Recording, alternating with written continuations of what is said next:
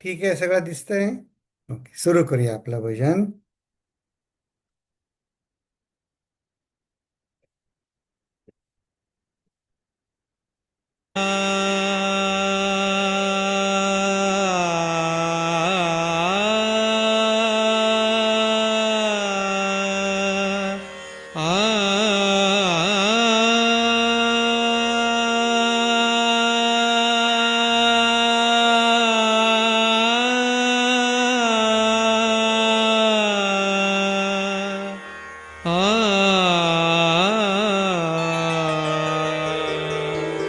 शरण जाता रमावरा, शरण जाता रमावरा, सर्व सुखे आली घरा, सर्व सुखे आली घरा. शरण जाता रमावरा, शरण जाता रमावरा.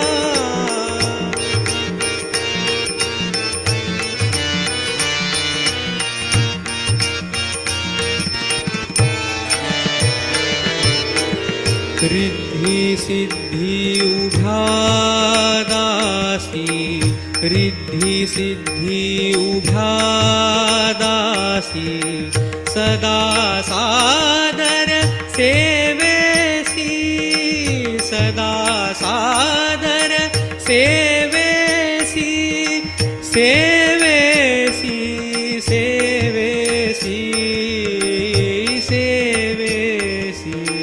शरण जाता रमावरा, शरण जाता रमावरा.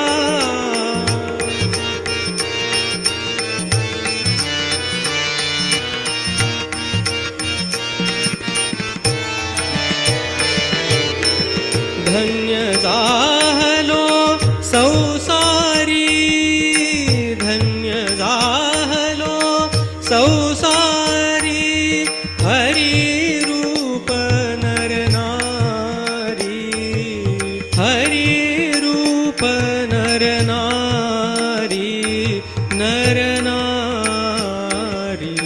शरण जाता रमावरा, शरण जाता रमावरा.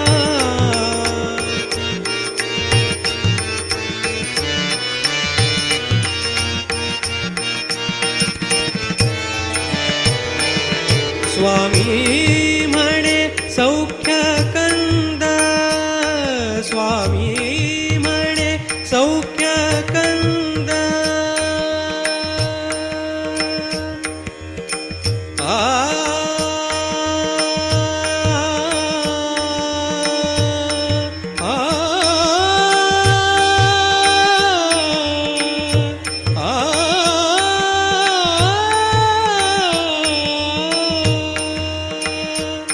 स्वामी म्हणे सौख्य कंद, स्वामी म्हणे सौख्य कंद.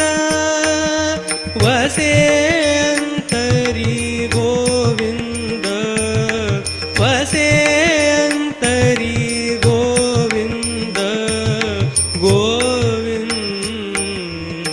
शरण जाता रमावरा, शरण जाता रमावरा. सर्व सुखे आली घरा, सर्व सुखे आली घरा. शरण जाता रमावरा, शरण जाता रमावरा, शरण जाता रमावरा, रमावरा, रमावरा.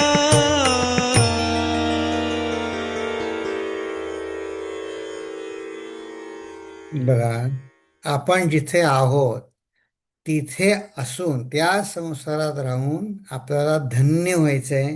त्याचं फक्त एक गुपित आहे, ते म्हणजे शरण जायचंय रमावराला. आता आपल्याला खूप प्रश्न असतो की नाही, शरण जायचं म्हणजे करायचं काय?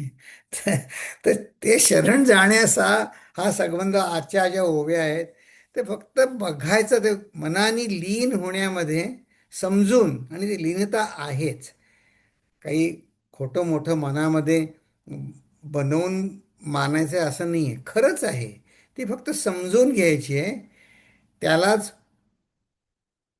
स्वरूपानंद वसे अंतरी गोविंद म्हणतात. तो अंतरी जो गोविंद आहे तोच बाहेर पण आहे. आणि तो बाहेर बघायला शिकलो की आपण शरण आहोतच, ते फक्त आपल्याला कळणार आहे. तर हा सुंदर समास आणि हा सुंदर अर्थ रामदास स्वामी आपल्याला समजावून सांगतायत, तो आपण आता बघूया. हं? ओ,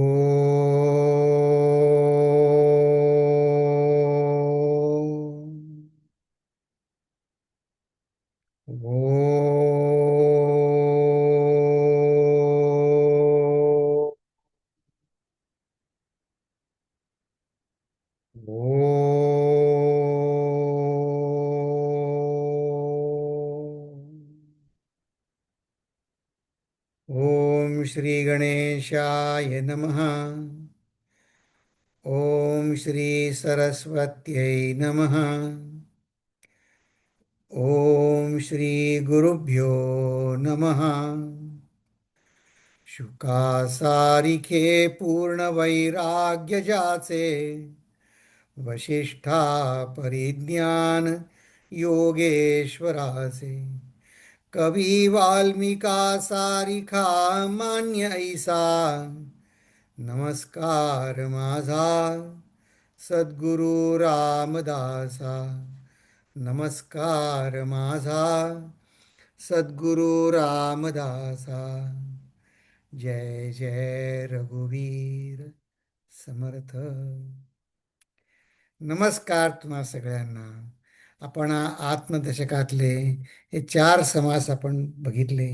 गेल्या वेळे हे चंचल लक्षणं म्हणजे बाहेर विश्वाच्या विविधतेमध्ये आध्यात्मिक एकता कशी बघायची, त्याचा आपण आपल्या सोप्या शब्दामध्ये संबंध समासाचा आपण एक अर्थ आपला गेल्याच वेळी बघून झाला आहे. त्याची फोड पण आपण गेल्या वेळी बघितली की हा अ, सूत्र आणि सिद्धांत अशा पद्धतीने हा समास आहे.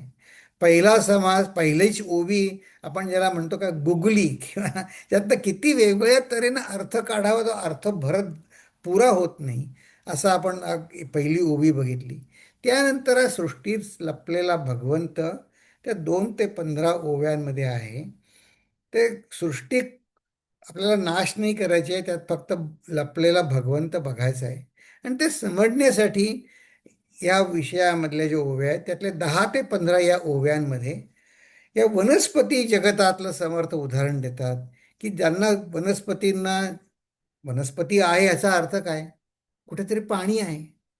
ते पाणी म्हणजे या वनस्पतीत लपलेला देव, आणि बाह्य वनस्पती जीवन आहे हे सांगणारं रूपक त्यांनी या 6 ओव्यांमध्ये रचलंय.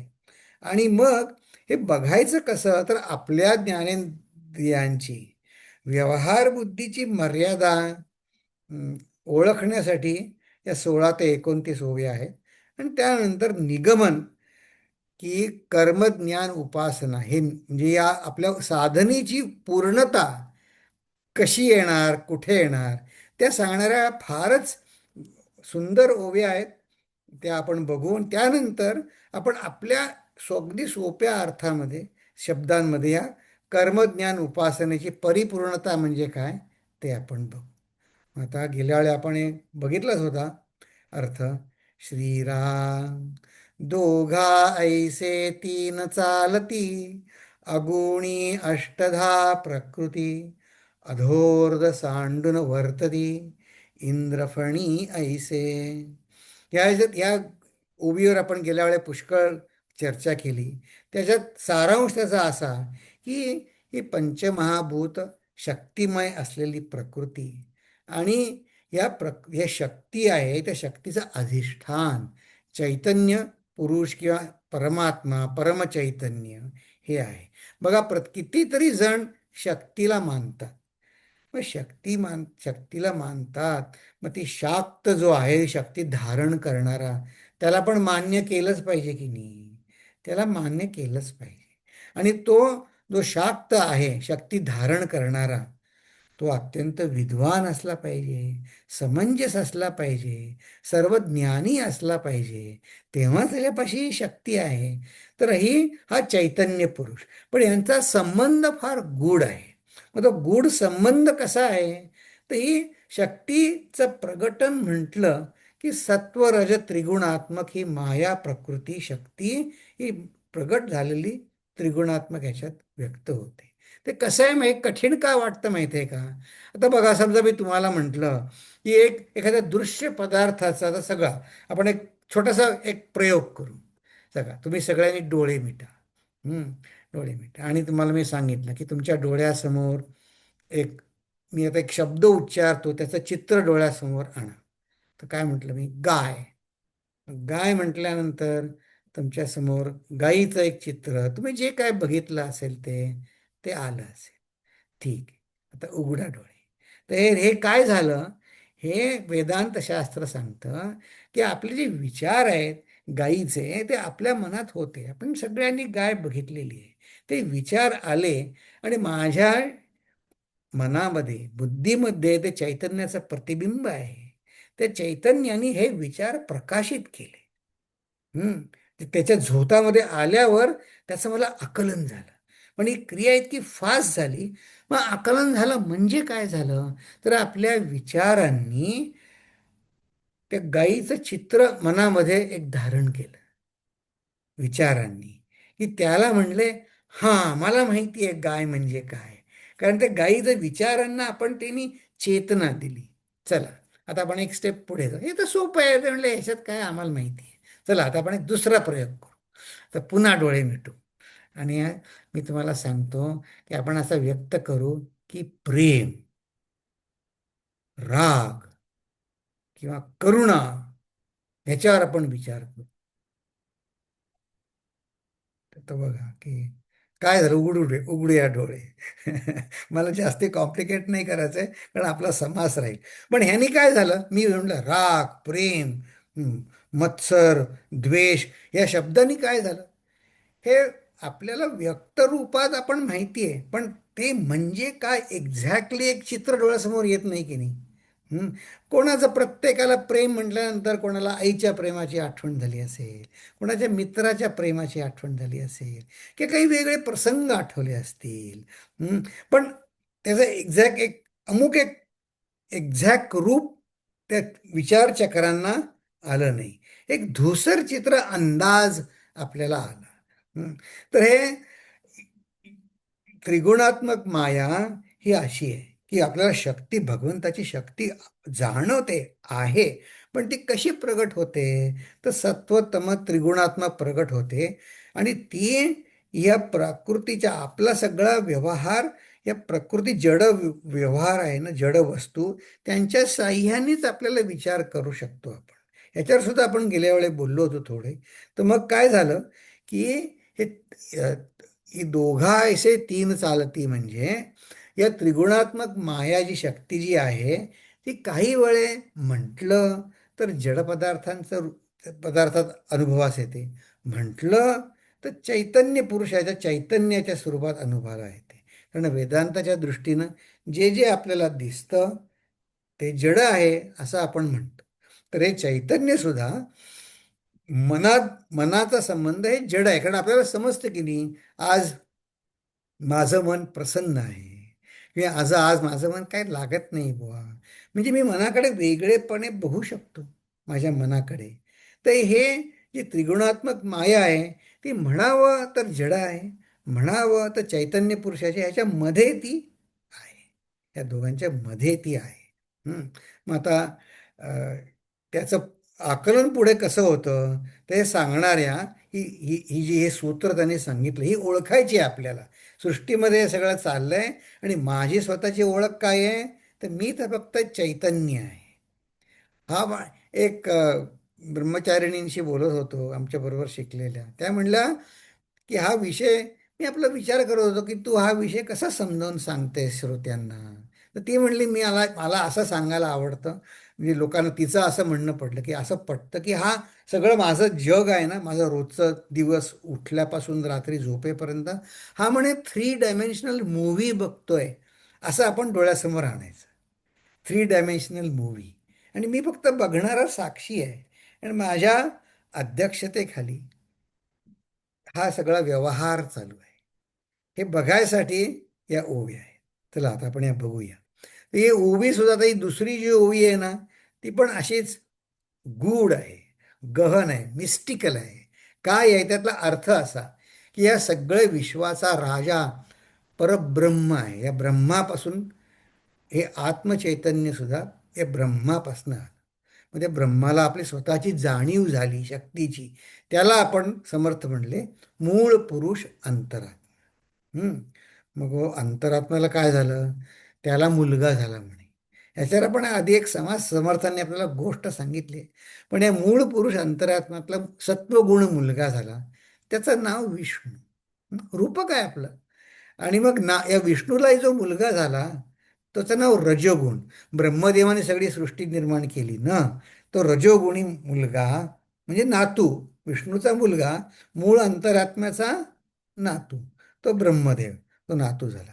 आणि मग ते संहार पण करायला पाहिजे की नाही या सृष्टीचा, तो पंतू हा तमोगुणी महेश.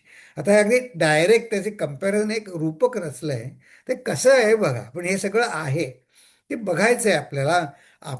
आपली खरी ओळख परब्रह्म चैतन्य ही आहे. हम्म. मग आता हे कसं सांगतात बघा समर्थ. हम्म.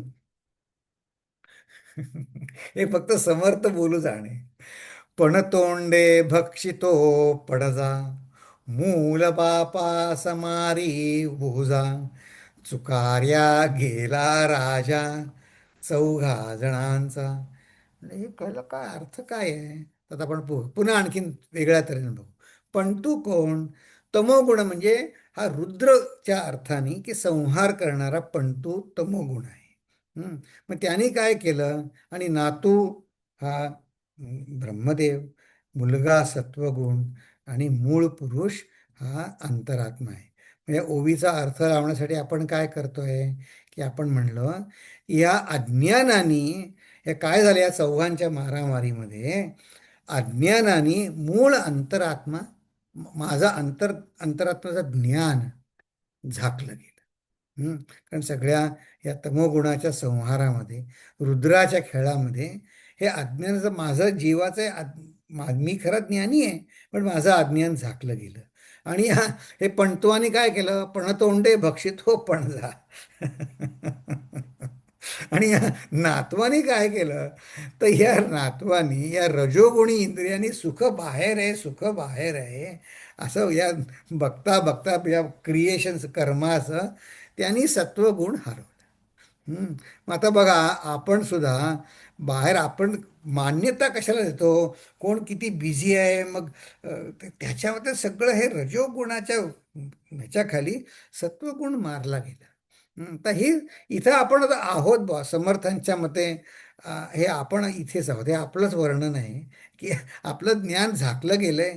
आणि काहीतरी ॲक्टिव्हिटी करायला पाहिजे प्रत्येकाला. तुम्ही काहीच कसं करत नाही, काहीच नाही. तर ते असं आहे. गमतीचं सांगतो, गमतीचं. एकदा हे कसं ज्ञानी पुरुषांचं ओळख कशी कशी असते. आता आता हा सेलफोन आहे ना, तर खूप वर्ष झाली, त्याला 8-10 वर्ष झाली. एका लेक्चरला गुरुजींबरोबर होतो, आणि गुरुजींनी मला सांगितलं, "अ, हा फोन तुझ्यापाशी ठेव, माझा त्यांचा फोन होता, तुझ्यापाशी ठेव, कोणाचा आला तर असं तू कर, आन्सर काय ते दिला." ते झालं, प्रवचन झालं, भिक्षा झाली, संध्याकाळी झोपायच्या वेळी मला कळलं की अरे माझ्या खिशात गुरुजींचा फोन आहे. हम्म. गुरुजीने म्हटलं, "अहो गुरुजी, तुमचा फोन." आणि म्हटलं, "कोणाचाच फोन आला नाही." असं म्हटलं.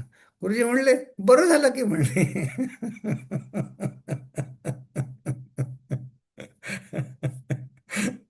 बरं झालं म्हणे, कोणाचा फोन नाही आला. पण आपल्याला कसं असतं, मी आपलं माझ्यावरून तुलना करतो. मला कोणी 1-2 तास कोणी फोन नाही केला, म्हणलं मी मी आहे, लोकांना माहिती आहे का नाही मला कोणी फोन कसं मला कोणी फोन करत नाही. सत्वगुणामध्ये मी आनंद घ्यायला शिकलेलोच नाही हो. तर ते ते सांगतात बुवा लोक, ते आज माझ्या फेसबुकला कोणीच काय लाईक का काय अंगठा दिला नाही, मग ते वाईट वाटतं त्यांना. वाईट वाटतं त्यांना. मी पोस्ट केली पण कोणीच त्याला काहीच म्हटलं नाही. पण संत पुरुष कसे म्हणतात, मला इतकं आश्चर्य वाटलं, अजून लक्षात आहे बघा ते. म्हटलं "हो, पण गुरुजी तो कोणी केला, कोणीच नाही फोन केला, बरं झालं की म्हणे फोन नाही केला, छान आहे की चांगला वेळ गेला. हा. आणि तेव्हा ते जगताचे संबंध याचे हेड होते बरं, सगळ्या चिन्मय मिशनचे ते हेड होते. हं. आहा. ठीक आहे, तर आपण आपलं पुढे बघू की सत्वगुणात आनंद घ्यायचा आपण कसं लोप पावलाय ते सांगतात. की म्हणलं समर्थ म्हणतात, खरं काय आहे, देव देवालयामध्ये लपला, देऊळ पूजिता पावे त्याला. हम्म. सृष्टीमध्ये ज्याला त्याला ऐसेची आहे. आपलं पण असंच आहे की नाही. कोणी माझ्या देहाला काही सुख दिलं, मग मी म्हणतो हां मला काही मिळालं, सेवा दिली, असं. देव खरं देवालयामध्ये आहे, पण देऊळ पूजिता पावे त्याला. सगळं महत्त्व त्या देऊळ पूजनालाच आहे. सगळं बाहेरच्या सोपस्काराला सगळं महत्त्व आहे. आणि ते देवाला मिळतं म्हणून आपण करतो. पण आपलं सगळं लक्ष त्या बाह्य सोपस्कारावर आहे. हम्म. तर याच्यावरच एक गुरुजींनीच सांगितलेला विनोद मला आठवला आहे. कसं आहे ते, त्या बाह्य सोपस्कारावरती कसं ते. तर म्हणजे एक जण होता, विनोद आहे आपला, पण म्हणे तो शंकराची उपासना, त्याला शंकर त्यांच्या संस्थेमध्ये शंकराची उपासना होती. तर त्याच्या मनात काय आलं, मला म्हणे या संस्थेचं काय म्हणायचं, ट्रस्टी पदाधिकारी व्हायचं आहे. म्हणून त्याने शंकराची खूप प्रार्थना केली. की शंकराला सांगितलं, शंकरा माझ्यावर प्रसन्न हो रे, मला ही माझी इच्छा आहे खूप. शंकर प्रसन्न झाले त्याला. शंकर भगवान प्रसन्न झाले. म्हणले काय पाहिजे तुला. तर म्हणले मला या देवळाची जी कमिटी आहे त्याचं विश्वस्त बनायचं आहे, ट्रस्टी बनायचं आहे. शंकर म्हणले, भगवान म्हणले सॉरी, ते तर मी काम नाही करू शकत. म्हणजे तुम्ही, तुम्ही तर भगवान, तुम्ही हे काम नाही करू शकत, म्हणजे दुसरं काहीतरी मग नाही. पण म्हणे मला खूप इंटरेस्ट आला, तुम्ही कसं, तुम्हाला ट्रस्टी मला बनवायचं हे तुम्ही कसं नाही करू शकत. तर शंकर भगवान ते साधकाला म्हणतात, अरे ते लोक देवळात मलाच राहू देत नाहीत. तर मी तुला कुठलं ट्रस्टी बनवू. ते ते मलाच म्हणे तिथं राहणं मुश्किल झालंय, मी सोडून बाकी सगळं देवळामध्ये व्यवस्थित चालू आहे. तर मी ते सोडून तर दुसरं काही मग. तर असं आहे ते सृष्टीमध्ये. विनोद आहे आपला, पण सृष्टीमध्ये ज्याला त्याला. हे मी तुम्हाला अशासाठी सांगितलं की या गुरुजींनीच विनोद सांगितला. आणि त्याच्यावर आपण विचार करावा. त्यांचा ह्युमर सुद्धा, प्रत्येक विनोद आपण त्याच्यावर विचार करावा यासाठी असतो. हम्म. मी एकदा गुरुजींना विचारलं बघा, की तुम्ही तुम्ही विनोद सांगता, त्याचा आम्ही अर्थ काय समजायचा. तर गुरुजी म्हणले, अरे हे तुम्ही म्हणे साधक लोक जगामध्ये हे करून जरा त्रस्त असता. हे वेदांताचे विचार तुम्हाला जाण्यासाठी तुमचं मन जरा शांत, मनोरंजन केलं की 2 क्षण तुमचे मन शांत होतं. मग म्हणे मी म्हणे त्यात एक विचार घालू शकतो. तुमचं मन हसून जरा शांत झालं की त्याच्यात मी एक विचार कोंबू शकतो. म्हणून मी विनोद सांगतो. हम्म. तर ठीक आहे, आपण पुढे बघू. तर हे काय आहे, माया आणि चैतन्य ही दोन्ही नामे एकास पडली, लोकी नेमस्त कल्पिली. एवढी एकच आहे. पण म्हणले समर्थ सांगतात, विवेके प्रत्ययी पाहिली तो एकची नाम. म्हणजे ह्या तुम्ही कशालाही, जड प्रकृतीला माना, भगवंताला माना, शक्तीला माना, शेवटी परब्रह्म ते एकच आहे. एकच आहे. मग ते एकदा उदाहरण देतात की काय आहे. आपण आपलं आता सृष्टीमध्ये काही पुल्लिंगी नाव आहेत, काही स्त्रीलिंगी नाव आहेत. पण खरं काय आहे, नाही पुरुष ना वनिता, लोकी कल्पिले तत्वता, त्याचा बरा शोध घेता काहीच नाही काहीच नाही म्हणजे काय, काहीच नाही कसं? हम्म. तर उदाहरण किती सुंदर आहे बघा. फारच गहन उदाहरण आहे. स्त्री, नदी, पुरुष, खाळ. ओढा असतो ना, ओढा. तो ओढा खळखळ वाहतो. मग ओढा शब्द पुल्लिंगी आहे. नदी शब्द हे स्त्रीलिंगी आहे. स्त्री, नदी, पुरुष, खळाळ. ऐसे बोलती सकळ. विचार पाहता निवळ देह नाही. तर ते वरकड अर्थाने समजला की विचार देह असं काही नाहीये तिथे. मग आता आपण समजा नदीच्या काठी उभे राहिलो, मग आता तुम्हाला दुसऱ्या दिवशी गेलो, तर हे अखंडानंदांच्या पुस्तकात आहे याच्यावर विचार आणखीन. म्हणजे तीच नदी दुसऱ्या दिवशी असते का हो? हं. तर त्यांना एक राजाने प्रश्न विचारला की तुम्हाला बोर नाही का होत? अखंडानंद म्हणले बोर काय, नित्य नवीन आहे सगळा संसार. सगळं ते बघत असतो म्हणे मजा. त्यावेळेस ते नदीकाठी उभे होते. तर अखंडानंदाने ते राजाला म्हणलं मला समजलं नाही. तर ते अखंडानंदाने त्या राजाला विचारलं, म्हणजे तुम्ही इथे नदीकाठी येता, ही ही कालचीच नदी आहे का? हो नाही, मी तर दररोज येतो. पण म्हणे ह्यातलं कालचं काय आहे सांगा म्हणे तुम्ही मला. हे पाणी काल होतं. नाही, ते तर वाहून गेलं. मग म्हणजे पाणी, मग नदी, पाण्याशिवाय नदी असेल का? नाही, मग ते पाणी तर कालचं नाही, ते कुठेतरी गेलं दुसरीकडे. त्याच्यातले मासे, जलचर ते दुसरे नवीन आले, सगळं नवीनच आहे. जुनं काय आहे याच्यामध्ये? आहा. आणि हे नदी म्हटल्यावर ते काहीच तसं काहीच नाही आहे. दोन तट आहे, त्याच्यामधला रिकामा जो बेड आहे त्याला नदी म्हणता येईल का? नाही. पाणी माझा प्रवाह वाहतोय, पण तो आज आहे उद्या नाही. विचार पाहता निवळ देह नाही. आपण आपणास कळेन. ह्याच तऱ्हेनं मी आता आपण मागे एक एक्सरसाइज केला होता बघा. आपले एक 5-10 वर्षाच्या अंतराने तरुणपणापासून आतापर्यंतचे फोटो बघायचे. त्यातलं आपण कोण आहे? पाहो जाता आकळेन. कशास काहीच मिळेना उदंडपणे. मी कोण आहे त्या फोटोमधला? हम्म. तर मागे तुम्हाला एक मी सांगितलं होतं बघा, एक कार्टून आलं होतं न्यूजपेपरमध्ये. त्या कार्टूनचा असा विषय आहे की एक आजी आणि आजोबा आणि त्यांचा काय मुलगा, पत्नी, असं संसार आहे आणि ते नातू आहे 5-5 वर्षाचा. आणि ते त्यांचे जुने अल्बम बघतायत घरामध्ये. आणि तो ते सगळे त्यांचा काही असा समारंभाचा, वाढदिवसाचा कसा आहे. आणि तो मुलगा विचारतो मी कुठे आहे याच्यामध्ये? तर ते आजी आजोबा म्हणतात अरे तुझा तेव्हा जन्म नव्हता झाला. हं. नाही पण मग म्हणे तुम्ही एवढे हॅपी आहेत आणि मी कुठे आहे? ते म्हणजे अरे नाही, तू नव्हताच तेव्हा. तर मुलगा काय म्हणतो त्या कार्टून मधला, म्हणे it is I feel so weird की मी नसताना तुम्ही एवढी मजा करताय. ते ते कळत नाही त्याला की असं कसं म्हणे तुम्ही एवढी धमाल करताय आणि मी नाही याच्यामध्ये, आणि तुम्हाला त्याचं काहीच वाटत नाही. की मी नव्हतो ते. तर कशाचं काहीच मिळेना, आपण आपणाचं कळेना. कारण का आपल्याला मूळ तत्वाशी आपलं नाही हो. ते सुखाचं असो दुःखाचं असो ते समजत नाही.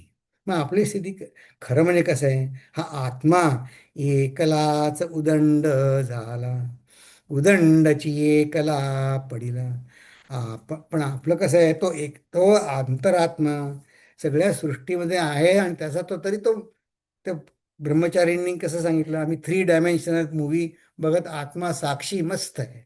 पण मी कसं आहे, आपणाशी आपला गलबला सोसवे ना. माझं मला कळत नाही. त्या मुलाच्या छोट्या मुलाला कसं म्हणे it is so weird, you guys are so happy and I am not there and you don't feel anything about it. आपणाशी आपला गलबला सोसवे ना. एक असून फुटी पडली, फुटी असोन स्थिती एकली, विचित्र कळा पैसावली प्राणी मात्री. हे असं आहे. पण आत्म्याला त्याचं, किंवा संत की ज्यांनी त्यांचं मन आत्मस्वरूपाशी एक केलेलं आहे, त्यांना त्याचं योग्यता एक एकत्व त्यांना दिसतं. पण आपले मात्र आपण म्हणतोय काय विचित्र कळा पैसावाली प्राणी मात्री अमुक तमुक. तर ते म्हणले कसं, अरे म्हणले तोच परमात्मा आहे. ते अखंडानंद स्वामी म्हणले ते पाणी वाहण्याचा हा धर्मच आहे त्या पाण्याचा. तसं आता समर्थ उदाहरण देतात. देव आणि वनस्पती, देव आणि जीवन त्याचं म्हणजे सृष्टी, हे वनस्पतींमध्ये, वनस्पती आहे म्हणजे पाणी आहे की नाही हो, आहे. ते हे रूपक रचलंय त्यांनी. ते सांगायचा भाग एवढाच आहे. वल्लीमध्ये जलसंचरे, कोरडेपणे हे वावरे, ओले वाचून नथिरे, काही केल्या. ओल पाहिजेच. झाडामध्ये केली आळी, झाडे धावती निराळी, कित्येक झाडे अंतराळी उडवून जाती. काही वेल गगनावर चढतात, त्यांचे परागकण सगळीकडे जातात, त्या झाडांना आळं करतो आपण. हे आपल्या रोजचंच उदाहरण आहे. भूमीपासून वेगळी झाली, परंतु ती नाही वाळली, निराळीच बळावली जेथे तेथे. ही आपण आज एक बघणार आहोत उदाहरण. ही झाडं जेथे तेथे बळावली म्हणजे काय, आणि त्याच्यामध्ये तर म्हणे, पण कसं आहे म्हणले, देवाकरता चालती झाडे, म्हणजे त्यात जो अंतरात्मा आहे, पाण्यामुळे ते चैतन्य त्याच्यात प्रगट व्हायचं योग्य परिस्थिती निर्माण झालेली आहे, ती चाल ती देवामुळे चालती झाडे, देव नसता होती लाकडे. नीटची आहे कुवाडे, सर्वथा नव्हे. हे सगळं ठीकच आहे. झाडापासून झाडे होती, तेही अंतरिक्ष जाती, अंतरिक्षात जातात, पण त्यांनी या पृथ्वीचा भेद केला असं होत नाही. मुळाने भेदली जगती कदापि नाही. त्यांनी या पृथ्वीला नष्ट केलं का? नाही. इनफॅक्ट पृथ्वीचा आधारच आहे त्यांना. एक झाड दुसऱ्या झाडाला खत पाणी होतं. एकच दुसऱ्याचे सपोर्ट इच अदर. घा हे खत पाणी घालून पाळली प्रतिदिनी, बोल की झाडे शब्द मथनी विचार घेते. तर ह्याच्या या 15व्या ओवीचं शेवटचं हे आहे, बोल की झाडे शब्द मथनी विचार घेते. याचा अर्थ अनेक टीकाकारांनी वेगवेगळा लावलेला आहे. म्हणजे झाडांमध्ये आधी विचार करा तुम्ही. ही बोलकी झाडे शब्दमथनी विचार, तुम्ही त्याच्यावर आणखीन विचार करा. आता ही झाडे सगळीकडे आहेत. आता हे आपण वेगवेगळ्या तऱ्हेने वेगवेगळ्या टीकाकारांनी याच्यावर विचार केलेला आहे. आता बघा, या झाडांमध्ये सुद्धा, या वनस्पतींमध्ये सुद्धा सत्व रज तम गुणी आहेत. काही वनस्पती अशा आहेत की ते छोटे छोटे किडे, डास हे खातात. म्हणजे त्या वनस्पती व्हेजिटेरियन नाही आहेत. त्या वनस्पती आहे, छोटे छोटे डास, किडे, कीटक खातात. खरोखर खातात, पकडून खातात त्या. हं काही अ, त्याच्या वरच्या पशूंना उपायकारक आहेत, काही अपायकारक आहेत. आता बघा, ही सगळी जिकडे तिकडे पसरली, तर हे तुम्हाला एक माहिती असेल. एक 58, 60, 62 साली असं म्हणतात की भारत जेव्हा अन्नधान्यासाठी अमेरिकेवर अवलंबून होता, त्या अमेरिकेतल्या मका आणि गव्हातनं हे गवत, याला काँग्रेस गवत म्हणायचे. तुम्ही कदाचित बघितलंही असेल. जिकडे तिकडे हे गवत झालं होतं. त्या गवताची विशेषता अशी की अंकुर जमिनीत पडल्यापासून ते नवीन बिया होईपर्यंत हा त्याचा सगळा प्रवास 2-2.5 महिन्यात पूर्ण व्हायचा. तर त्या पावसाळ्याच्या महिन्यामध्ये त्याची 2 पिकं सहज निघायची. म्हणजे एका बीपासून लाखो झाडं पुन्हा लगेच तयार व्हायची. ते जिकडे तिकडे पसरलं. एवढंच नव्हे, तर ते फार विषारी होतं हे काँग्रेस गवत. त्याला अशी बारीक फुलं यायची बघा. आणि ते जे झाड कापायला त्या मजुरांच्या हाता ह्याच्यावर ते असे काही फोड यायचे. जर हे गवत आता जनावरांना काय, ते दिसायचं, ओढ्या, नदी, नाल्यात सगळीकडे गवत वाढायचं. ते जनावरांना आजार व्हायचे. हे गवत खाल्लेल्या जनावरांचं दूध, त्यांनी गाईचं दूध प्यायलं तर बालकांना त्रास व्हायचा. त्याच्यावर खूप उपचार झाले, प्रयत्न झाले. मग आता त्यासाठी तर त्यावेळे भारत त्याच्यामध्ये पेस्टिसाइड्स पण एवढी डेव्हलप नव्हती झाली. त्या पेस्टिसाइडनी आणखीन खूप खूप प्रॉब्लेम व्हायला लागले. चांगले शेतातले बेडूक मरायला लागले. असं गांडूळं मरायला लागली. खूप प्रॉब्लेम झाला. आणि ते महाग असायची पेस्टिसाइड त्यावेळी. तर एका आश्रमामध्ये एक संत होते. त्यांचं बॅकग्राऊंड ॲग्रिकल्चरची होतं. त्यांनी त्यांच्या आठवणीत लिहिले आहे. त्यांनी त्याचा हे आठवण त्यांनी अशासाठी सांगितली आहे की सत्व रज तम, आणि या तमोगुणी जशा वनस्पती आहेत त्यामुळे काही सत्वगुणी पण आहे. तर त्यांनी हे झाड त्यांच्या आश्रमात लावलं. याला आपल्या बोली याच्यामध्ये विष्णू तुळस म्हणतात. त्या विष्णू तुळसेने काय झालं, या विष्णू तुळसेने हे काँग्रेस गवत मेलं. त्या विष्णू तुळसाची ज्या पद्धतीनं वाढते, पण म्हणले त्यात एक आहे, ते संत सांगायचे की दरवर्षी ही विष्णू तुळस लावायला लागते. हम्म. तर म्हणे, जसं म्हणे वाईट संगतीत जा असं सांगायला लागत नाही, ती आपोआप लागते. पण संस्कार हे दरवेळी दररोज करत राहायला लागतात. तसे हे विष्णू तुळस लावत राहायला लागते. हम्म. आणि मग त्यांनी एक काँग्रेस गवत सगळं त्यांच्या आश्रमातलं सगळं गेलं. म्हणजे आपल्याला काय करायचं, सगळी पेस्टिसाईड आपण आपली विष्णू तुळस लावू. त्याचं आणखीन एक गमतीचं उदाहरण सांगतो की मी जेव्हा 20-30 वर्षापूर्वी त्याचा वेदांतिक अर्थ कसा आहे, तमोगुणाचा पण प्रकृतीमध्ये त्याज्य काहीच नाही. तर ते ग्रीन हाऊस असायचे बघा. आता हे मेरीलँडमध्ये ग्रीन हाऊस शिवाय कसं काय वनस्पती वाढवणे. हे बोलकी झाडे शब्दमथनी विचार घेते, आपला विचार चाललाय की या सृष्टीमधली सत्वरज तमो गुणाचीच झाडं कशी आहेत. तर एकाचा हे जी काय म्हणतात, ते अगदी स्लो वाढणारी रेडवूड फॉरेस्ट वगैरे झाडं असतात ना, त्याच्यावर प्रयोग करत होते. ती झाडं अतिशय मंद गतीनं वाढतात. हं. तर त्यांनी त्यांच्या ग्रीन हाऊसमध्ये वाढली होती झाडं, ती त्यांना पेस्टिसाइड शिवाय वाढवायची होती. पण तिथे बघा, या पांढऱ्या माशा, व्हाईट फ्लाईज इतक्या झाल्या की त्याचे कोंब फुटायला लागले की ते माशा ते कोंब शोषून घ्यायचे त्या रेडवूड फॉरेस्टच्या त्या झाडाचं. तर एकाने त्यांनी काय केलं, त्यांनी एकाने सांगितलं, मी म्हणे तुम्हाला एक युक्तीचं वनस्पती देतो, म्हणजे तुमच्या झाडांच्या बाजूला ही वनस्पती लावा. त्याची 50-60 झाडं लावली. म्हणजे सगळ्या माशा, व्हाईट फ्लाईज म्हणायचे, ते त्या वनस्पतीवर येऊन बसल्या आणि यांची झाडं सुखरूप वाढायला लागली. काय झालं, कुठली वनस्पती लावली, आता तुम्हाला सांगून हसू येईल. ते तंबाखू असते ना, तंबाखू, निकोटीन, त्याची झाडं लावली बाजूला. त्या निकोटीन वनस्पतीनं काय झालं, त्या व्हाईट फ्लाईज त्या निकोटीनवर गेल्या आणि त्याच्यात त्या सुस्त होऊन पडलेल्या असायच्या. चांगलं आहे बघा. सृष्टीमध्ये टाकाऊ काही नाही. मला ते आठवलं बघा, की म्हणले चला, सगळ्याचा उपयोग आहे वस्तीमध्ये. विचार आपण त्याच्या सृष्टीमध्ये विचार करू तरी सुद्धा आपल्याला सत्वरजतम गुण माया मिळेल. ठीक आहे, तर आपण पुढे चलू.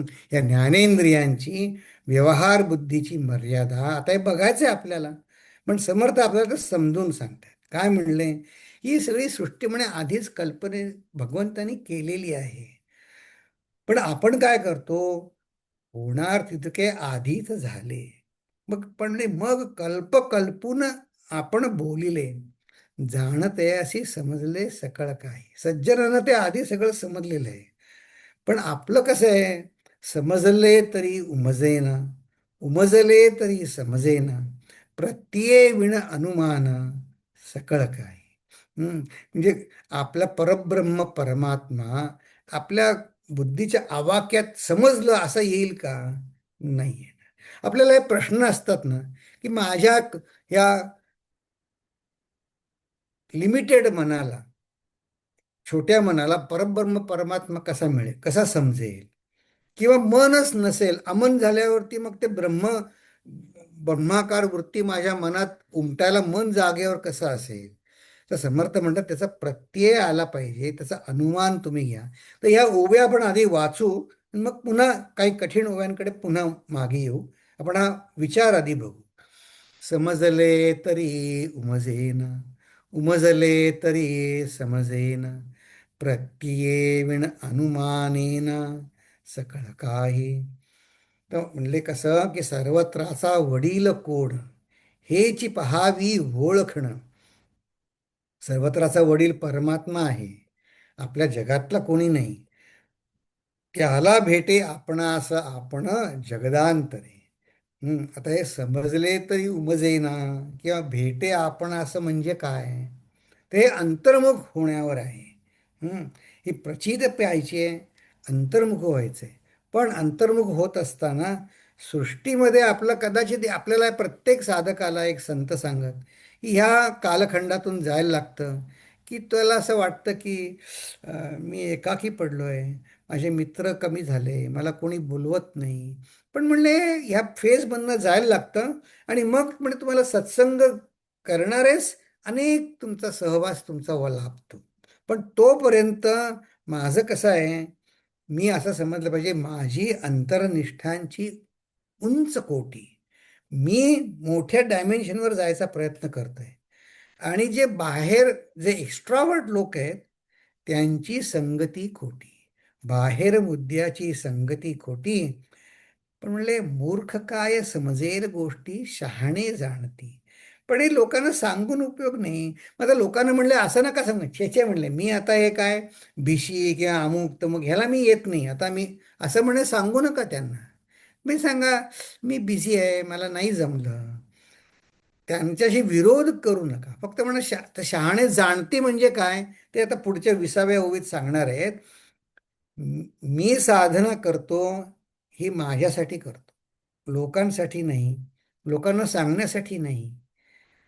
पण आणि लोक त्यांच्याकडनं त्यांचं जजमेंट माझ्याबद्दल करत राहतील की हा काहीच करत नाही, घडकर कोंबडा आहे, ह्याला कुठे जायला नको, ह्याला प्रेझेंट्स द्यायला नको, ह्याला समारंभ आवडत नाही, जे काय त्यांना आहे ते लोक म्हणतील. त्याला आपण प्रत्युत्तर द्यायचं नाही. आपण फक्त म्हणायचं नाही मी याला नाही जमत, मला मी दुसरीकडे. आता मी तुम्हाला एक खाजगीतलं एक गमतीचं उदाहरण सांगतो. आता आम्ही एक चिन्मय मिशनमध्ये जातो, मग अनेक जणांच्या ओळखी होतात. मग ते आजकाल ते प्रत्येक अहो काय झालंय, हे ते नाच वगैरे शिकतात ना, गाणं शिकतात, ते अहो जिथे तिथे अरुंगित्रम नावाचं एक काहीतरी ते करतात. आणि ते लग्न समारंभाच्या पेक्षा वरचढ इतकं ते खूप मोठा समारंभ करतात. आता किती ठिकाणी जाणार? आणि आपला आम्ही मनाशी नियम करून ठेवला आहे की आम्ही सांगतो नाही आम्हाला नाही जमत आहे. शहाणे जाणती. कसं आहे, ते आपल्याला या समाजातच राहायचं आहे. ते कसं आहे ते समर्थ सांगतात, अंतरे राखता राजी. सगळ्यांच्या अंतर आपल्याला राजी राखायचे, तो शहाणा. तो साधना करेल तो शहाणा असं नाही म्हणतच समर्थ. अंतरे राखेल तो शहाणा, तो राजी. भलत्यास भलताच नवाजी. म्हणजे म्हटलं लोक म्हणतात हां बिझी आहेत तुम्ही खूप, हां अरविंद तुम्ही नाही आलात तरी चालेल, तुम्ही बिझी आहात हां, म्हणून म्हणे आम्ही तुम्हाला बोलवलंच नाही. आणखी उत्तम. नाही नाही बोलवलं तर छान आहे. हां, अंतर. आता हे समर्थ विनोदाने म्हणतात, अंतरे न राखता भाजी मिळणार नाही. म्हणजे तुम्ही जर लोकांशी जर विरोध कराल, तुम्हाला जगायची मुश्किल करतील लोक. म्हणून म्हणे त्यांना नुसतं म्हणा की ठीक आहे तुमची खायची प्यायची ऐसे वर्तते प्रत्यक्ष. अलक्षी आता पुन्हा मूळ मुद्द्यावर येतात की अलक्षी लावावे लक्ष, दक्षास भेटता दक्ष समाधान होते. मग असा एखाद्या सत्वगुणी माणसाला कोणी एक जण भेटला आणि ते म्हणलं अरे तुलाच पण हेच आवडतं, तुम्हाला पण ज्ञानेश्वरी आवडते, मला पण आवडते, तुम्ही भगवद्गीता वाचता, मलाही मग आपला आनंद होतो की नाही? हा आनंद होतो. दक्षास भेटता दक्ष समाधान होते. असं संतांना पण एकमेकाला भेटल्यावर आनंद होतो. हम्म. मनास मिळता मन पाहो न येती निरंजन, चंचल चक्र उल्लंघून पैलाड जाती. हे चंचल चक्र म्हणजे काय, हे जगामध्ये आपण त्याला ऍक्टिव्हिटी किंवा एक्स्ट्रा वर्टनेस जे म्हणतो ना, या लोकांनी मला चांगलं व्हावं म्हणावं म्हणून मी काही जे काही करत असतो क्रिया, ते ते चंचल ते म्हणतात. ते चांगलं वाईट नाही, पण ज्याला साधक व्हायचंय आणि त्याला परमात्मा शोधायचा आहे, त्याला हे चंचल चक्र उल्लंघून जायचंच आहे. आणि त्याच्यानंतर हे हे अन आत्मा ब्रह्म ऐक्य समजल्यानंतर आपला प्रकृती धर्म तसाच राहणार आहे. कोणाला नाटकाची आवड असेल ते नाटक करतील, ज्यांना लेक्चर द्यायची आवड आहे त्यांचं चांगले ओरेटर असतील ते ओरेटर ते तसंच करतील, ज्यांना आधीच एकांताची आवड आहे ते एकांतात राहतील. ते तशा प्रकृती धर्माप्रमाणे ते करतील. आता बघा स्वामी चिन्मयानंदांचे गुरु तपोवन महाराज, ते स्वभावाने अंतर्मुख होते. तर ते ब्रह्मज्ञान पावल्यावर सुद्धा ते म्हणले नाही आता मी इथे आहे, ज्यांना शिकायचं त्यांनी माझ्याकडे या. हं. मग ते ठीक आहे. मग स्वामी चिन्मयानंद ते आधी वार्ताहर होते, रिपोर्टर होते, उत्तम उत्तम लिखाण करत. मग ब्रह्मज्ञान झाल्यावर त्यांनी ब्रह्मज्ञानाचं लिखाण केलं. तर आपल्या कुठल्याही जे आपल्या मूळच्या सवयी आहे, जे आवड आहे, उपजत आवड, ती फक्त भगवंताकडे लावायची, एवढंच साधन आहे. हं. आपल्याला मुद्दाम मारामारी करून काही कोणाचं कॉपी करायचं नाही. हं. मग तर रामकृष्ण परमहंस त्यांची खोली कुटिया सोडून कधी गेले नाहीत कुठे बाहेर. विवेकानंद जगभर प्रसिद्ध झाले. त्यांचे तो प्रकृती धर्म ते आज समर्थ सांगणार आहेत की अगदी अशाच अर्थाची ओवी एक येणार आहे पुढे. पण आधी आपल्याला चंचल चक्र ओलांघून पल्याड जायचं मात्र आहे, समजून घ्यायचं आहे. हा आधीच ओळवी. एकता जाऊन पाहून आले, मग ते सन्निध देखिले. पण मग ते बघितलं, जाऊन पाहून आलो, पण चर्मचक्षी लक्षिले, छेछे म्हणे न वचे एकदा. हम्म. ते डोळ्याने दिसणार ते नाहीच आहे. त्यांनी ते मनाने समजून घ्यायचं आहे. ते आधीच्या एका समासामध्ये ज्ञानेंद्रियांची काय म्हणतात, लिमिटेशन सांगताना ती ओवी किती छान आहे. मी जर माझं देहाशी तादात्म्य तसंच ठेवलंय, तर ते काय म्हणले, अस्थींचा देही मांसाचा गोळा, पावसांच्या डोळा, अस्थींचा देही मांसांचा डोळा, पाहीन म्हणे ब्रह्माचा गोळा. नाही म्हणे मला या डोळ्यांनी दाखवा. तो शहाणा नवे आंधळा, पडत मूर्ख. तो म्हणले पडत मूर्ख आहे. चर्मचक्षे लक्षिले नवचे कदा, नाना शरीरी चंचळ, अखंड करी चळवळ. ठीक आहे, पण परब्रह्म ते निश्चळ, सर्वा ठाई. सगळ्या ठिकाणी ते परब्रह्म आहे. चंचळ धावे एकीकडे.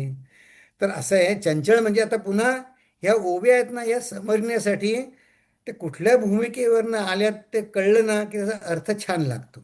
ही हे चंचळ नाना शरीरी आहे, अखंड करी चळवळ, पण परब्रह्म निश्चळ आहे.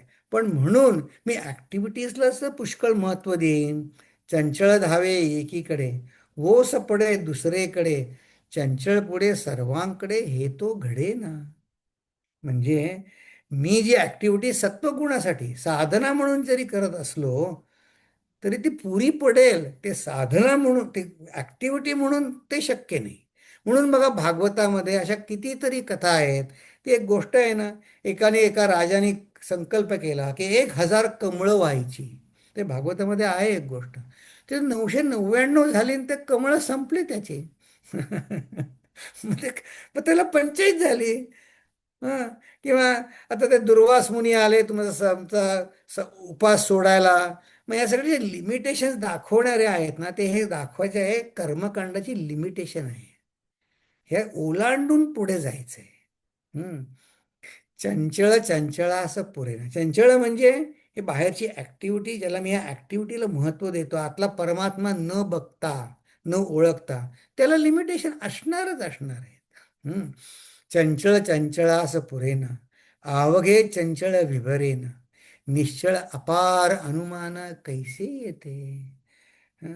ह्या आता समजा कोणी अन्नक्षेत्र घातलं असेल, आता ते अन्न लिमिटेशन आहे, किती शिजवणार तुम्ही. हं. ते प्रत्येकाला लिमिटेशन आहे. गगनी चालली हवावी. हवावी म्हणजे बाण असतो ना, बाण उडवतात त्याला, हा जुना शब्द आहे. गगनी चालली हवावी. पण म्हणले तो हे आभाळ भेदून तो जाईल का बाण? नाही. कैसी पावेल पार पदवी, तो बाण आकाश सोडून कुठे जाईल का? नाही. जाता मध्येच विझावी, हा स्वभावची तिचा. की हे कर्म, पूर्ण कर्म करून काही प्राप्त होईल असं नाहीच आहे मुळी. कर्माने प्राप्त होणारी वस्तू नाहीच आहे. मनोधर्म एक देशी म्हणजे टनल विजन आहे. कैसा आकळील वस्तुशी, वस्तू म्हणजे परमात्मा. कसा कळेल? निर्गुण सांडून अपेशी, सर्व ब्रह्म म्हणे. मग आता हा काय करतो साधक? तो ह्या ॲक्टिव्हिटी कशासाठी, हे एनजीओ, मी टीका म्हणून नाही सांगत आहे बरं, हे संतांनी सांगितलेलं सांगतोय की उपकार करून, जगावर उपकार करून मला समाधान होईल असं नाही. मग त्याला अपयश कधीतरी खिन्नता येईल की नाही हो, की लोक म्हणतील हे काय एवढंच दिलं तुम्ही, असं एवढंच करता तुम्ही, तेवढंच करता. मग ते मग असा तो मनुष्य काय करतो, समर्थ म्हणतात की हे मनोधर्म एकदेशी माझे टनेल विजन आहे. ही जी शक्ती आहे त्या शक्तीच्या पाठीमागचं परब्रह्म मी ओळखलं नाही, कैसा आकळलेल्या वस्तूशी. मग निर्गुण सांडून अपयशी झालेला तो काय म्हणतो, सर्व ब्रह्म ह्या, तो कसं नुसतं त्याला प्रत्यय नाही आलेला, तो नुसतं तोंड देखलं म्हणतो सर्व ब्रह्म म्हणे. मग त्याचं काय म्हणतो ते, मग त्याला खरं समाधान लाभत नाही बघा. नाही सारा सार विचार, तेथे अवघा अंधकार, खरे सांडून खोटे पोर, नेणते घेते. हा अपयशी त्यांनी सगळं साधना म्हणून केलेलं असतं, पण त्याला शेवटी निराशा पदरी येते. हे कसं आहे माहिती आहे का, गुरुजींचेच तोंडचे मी शब्द सांगतो, माझ्या पंथ नाही सांगत आहे. म्हणे मी पुष्कळ कर्मकांड केलं, अनेक प्रकारे हा उपास तापास इकडे यात्रा वगैरे, पण म्हणले हे ज्ञान नसेल की हे मी कुठल्या परमब्रह्म परमात्म्यासाठी करतोय, तर म्हणे तुम्हाला कधी शांतता सुख समाधान मिळणार नाही. तुमचं समाधान कायम दुसऱ्या कशावर तरी अवलंबून असलेलं असेल. याचं एक उदाहरण तुम्हाला पाहायचं असेल ना, तर एक तुम्हाला मी तुम्ही तुझं आहे तुझं पाशी हे नाटकाचं नाव ऐकलंय का? हं. पु ल देशपांड्यांनी लिहिलंय आणि ते यूट्यूबवर सुद्धा उपलब्ध आहे. तर त्याच्यामध्ये जे जे आचार्य म्हणून जे आहेत, काकाजी आचार्य, काकाजी नाही आचार्य, तर ते 3 अंकी नाटक आहे. त्याची शेवटची 10 मिनिटं फार बघण्यासाठी आहे, सारखी आहेत. त्याच्यामध्ये या शेवटच्या या 2 ओव्या आहेत ना, 28 आणि 29, हे त्या आचार्यांचं हे मनोगत आहे. तर ते काय होतं, ते निराश पावतात आणि ते म्हणतात मी जन्मभर लोकांनी चांगलं म्हणावं म्हणून, लोक मला चांगले म्हणतात म्हणून हे मी प्रवचनं करत बसलो, पण म्हणले मी खरं परमात्म्यासाठी मी कधी विचार केला नाही. आता हे सगळं म्हणे मी प्रवचन हे करून आता माझ्यासाठी मी साधना करेन, असं म्हणत ते जातात. तर ते हं, सगळ्यांना वाईट वाटतं हं. ते काका जे आहे त्या नाटकात एक पात्र आहे, ते म्हणतात अरे म्हणे त्यांच्या जीवनाचा सूर आत्ता लागला आहे, आता म्हणे त्यांच्या जीवनाचा सूर मिळाला त्यांना. आधी त्यांना तो सूर गवसत नव्हता, कशासाठी करतोय मी साधना. तर फार बघण्यासारखं आहे तुम्हाला, सात्विक मनोरंजन.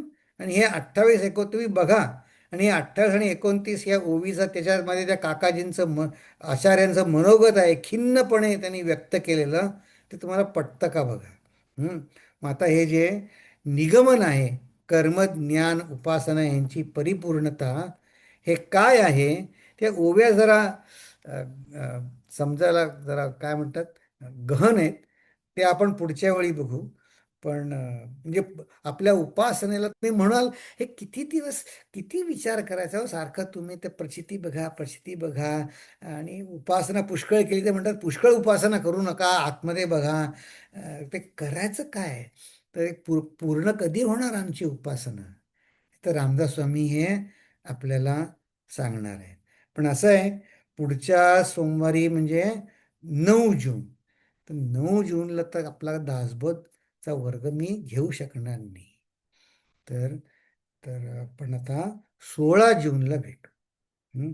मग सुंदर ओव्या आहेत ह्या 3, अतिशय सुंदर ओव्या आहेत. त्या आपण सार सार आहे बघा.